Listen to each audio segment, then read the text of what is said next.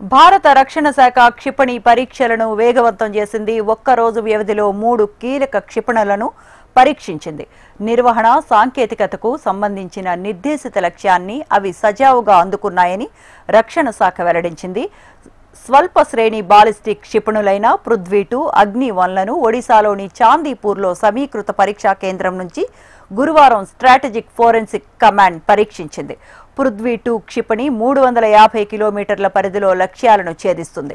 అగ్ని-1 క్షిపణి 700 నుంచి 900 కిలోమీటర్ల పరిధిలోని లక్ష్యాలను ఛేదించగలదు. మరోవైపు ఎత్తైన ప్రాంతాలలో పోరాట సామర్థ్యాలను మరింత పెంచుకునే లక్ష్యంతో దిశగా అభివృద్ధి చేసిన ఆకాశ్ ప్రైమ్ క్షిపణిని లద్దాఖ్లో బుధవారం పరీక్షించారు. 2 హైస్పీడ్ గగనతల లక్ష్యాలను అది విజయవంతంగా ఛేదించింది. ఆకాశ్ ప్రైమ్ అనేది భారత సైన్యం కోసం రూపొందించిన ఆకాశ్ ఆయుధ వ్యవస్థలోని అప్గ్రేడెడ్ వేరియంట్. సముద్ర మట్టం నుంచి 4500 కిలోమీటర్లకు పైగా ఎత్తున్న ప్రాంతాలలో లక్ష్యాలను ఖచ్చితత్వంతో ఛేదించేందుకు దీనిని ప్రత్యేకంగా రూపొందించారు.